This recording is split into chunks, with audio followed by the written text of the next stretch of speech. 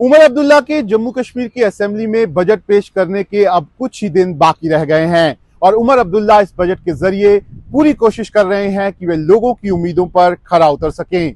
उसी को देखते हुए उमर अब्दुल्ला ने इस बार अपना बजट भी तैयार किया है। उमर अब्दुल्ला के बजट से जुड़ी हुई कुछ एक्सक्लूसिव जानकारियां हमारे पास हैं जो लगातार हम आप लोगों से साझा कर रहे हैं। उमर अब्दुल्ला और उनकी पार्टी की बात करें तो अपने मैनिफेस्टो में किए गए वादों में से एक वादा ऐसा है जिसे उमर अब्दुल्ला को अपने बजट में शामिल जरूर करना होगा। ये वादा जम्मू कश्मीर के बेरोजगार युवाओं को कॉम्प्रिहेंसिव जॉब पैकेज देने का है।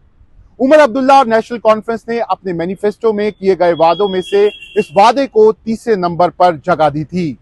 इस वादे में उमर अब्दुल्ला ने अपनी सरकार के आने के 3 महीने के अंदर यूथ एम्प्लॉयमेंट जनरेशन एक्ट लाने की बात कही थी।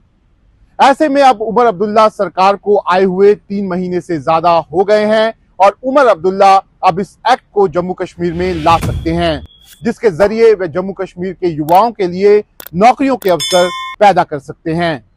उमर अब्दुल्ला के बजट को लेकर जो एक्सक्लूसिव जानकारी हमारे पास है उसके मुताबिक उमर अब्दुल्ला ने इस बार खास तौर पर सेल्फ एम्प्लॉयमेंट जनरेशन पर काफी जोर दिया है।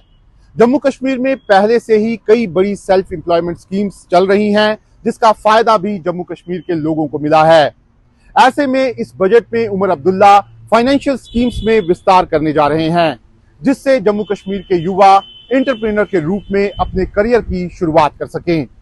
उमर अब्दुल्ला इसको लेकर कई इंसेंटिव्स का भी ऐलान कर सकते हैं। उमर अब्दुल्ला का लक्ष्य जम्मू कश्मीर के 1 लाख से ज्यादा युवाओं को सेल्फ एम्प्लॉयमेंट की दिशा में आगे बढ़ाने का है, जिसे लेकर उन्होंने अपने अधिकारियों के साथ प्लानिंग की है। लेकिन इसके साथ ही उमर अब्दुल्ला के लिए चुनौती ये है कि उन्होंने लोगों से ये वादा भी किया है कि उनकी सरकार के आने के बाद 180 दिन में वे सभी सरकारी नौकरियों में खाली पड़ी वैकेंसियों को भी भर देंगे। वहीं अगर जम्मू कश्मीर में अब तक सामने आए अलग अलग आंकड़ों की बात करें तो अभी जम्मू कश्मीर में बेरोजगारी दर देश से कहीं ज्यादा है, जो अलग अलग एजेंसियों के अनुसार 11.8% से 23.1% के बीच बताई जाती है। Centre for monitoring Indian economy की रिपोर्ट के अनुसार अप्रैल 2023 तक जम्मू कश्मीर में बेरोजगारी दर 23.1% थी, जबकि ministry of statics and programming implementation के पीरियोडिक लेबर फोर्स सर्वे 2024 के अनुसार ये 11.8% थी। Jammu and Kashmir government economic survey 2023 में बताया गया कि 2019-20 में बेरोजगारी दर 6.7% थी, जो 2021-22 में घटकर 5.2% हो गई। हालांकि डिपार्टमेंट ऑफ एम्प्लॉयमेंट के अनुसार 2023 के आंकड़ों में 3.52 लाख युवाओं ने बेरोजगार के रूप में पंजीकरण करवाया, जबकि 1.9 लाख युवा ग्रेजुएट थे।